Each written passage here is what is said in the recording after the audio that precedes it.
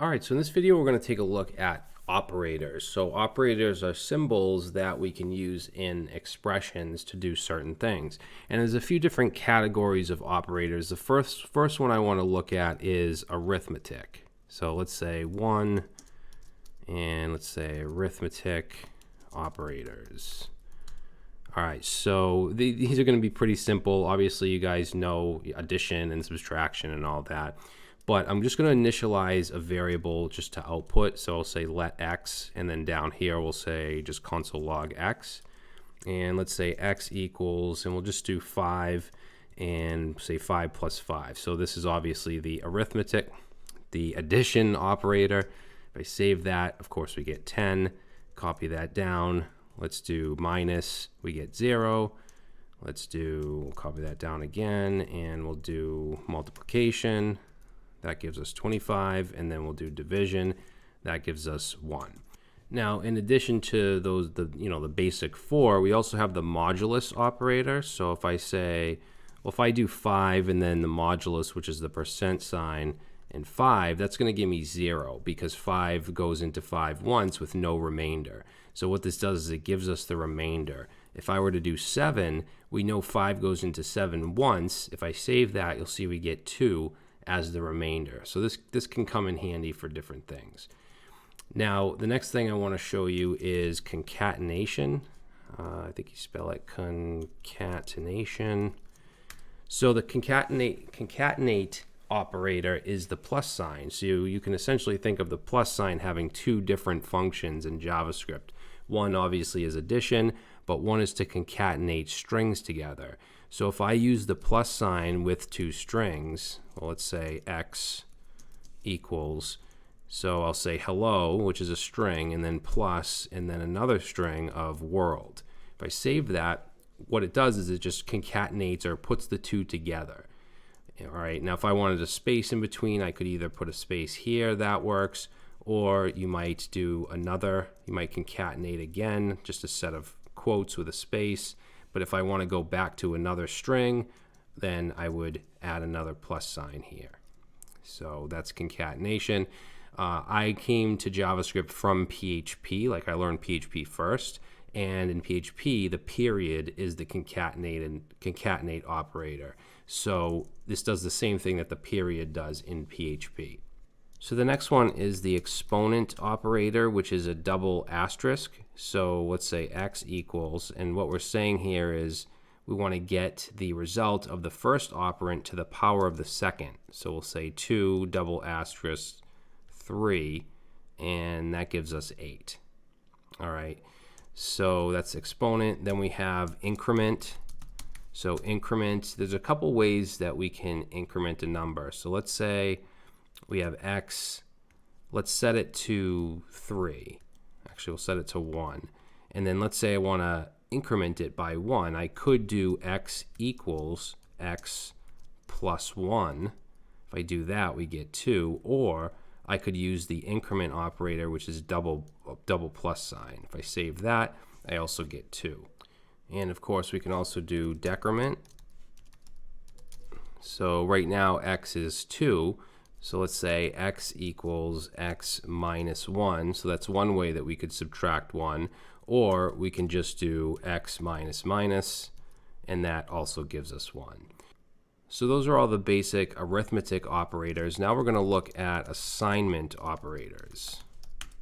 So the first is just a value assignment, which is very simple. We've been doing that all along. So we can just say x equals 10. That's just assigning a value.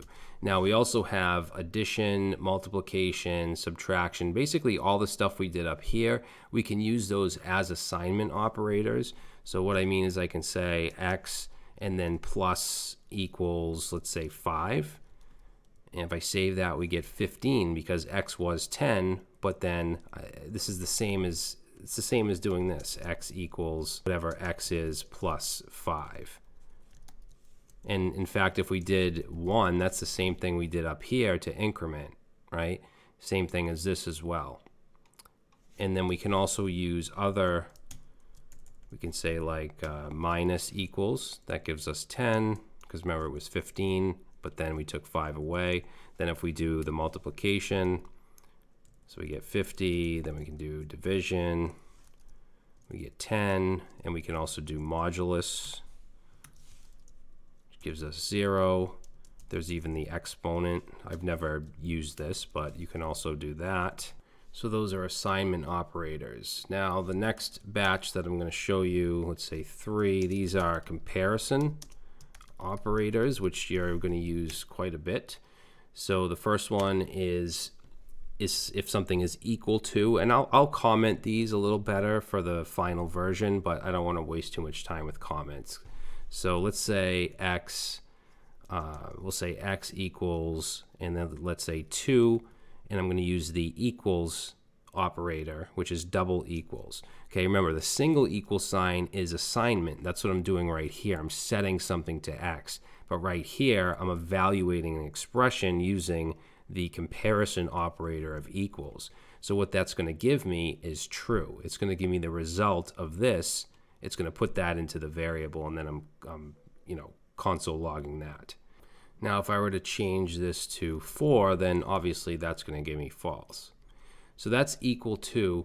Now we also have the equal value and equal type operator, which is a triple equals. So let's say 2, and then let's do triple equals 2. Now that's going to give me true, obviously, but I just want to show you, if I were to comment this out for a second and then on the double equal change this to a string, that's going to give me true, because the double equal does not test the type. It only tests the actual value inside. All right, now if I were to uncomment this and make this to a string and save, I'm going to get false, because the triple equal not only evaluates the value, but it evaluates the type as well. So the types have to match. And in this case, this is a string, this is a number.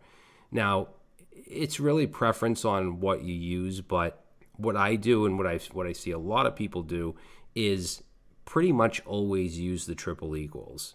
I think that that's going to save you some headaches and save you some errors if you just always use triple equals. There are a couple situations where you might not want to.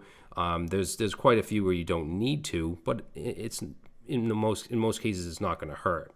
All right, so that's just what I do. It's up to you. You'll kind of find your groove as you move along. All right, so let me just put a space here.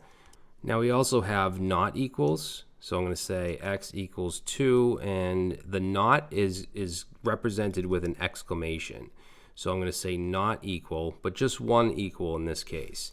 So this is basically the opposite of this, even though it only has one equal sign.